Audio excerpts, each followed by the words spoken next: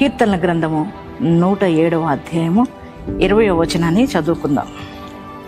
ఆయన తన వాక్కును పంపి వారిని బాగు చేశాను. ఎంత చక్కని మాట కదా. దేవుడు తన వాక్కును పంపి వారిని బాగు చేశాను.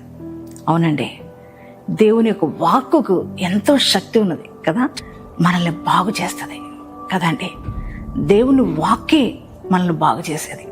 మన కుటుంబంలో నెమ్మది లేదా, కుటుంబంలో ఆదరణ లేదా, ఆయన వాక్కే నిన్ను ఆదరిస్తుంది. కనుక ఇప్పుడు దేవుని పిల్లలారా, మీరు భయపడకండి, కృంగిపోకండి. దేవుడు అంటున్నాడు, నా వాక్కును పంపి నిన్ను బాగు చేస్తానన్నాడు. కనుక ధైర్యం తెచ్చుకోండి.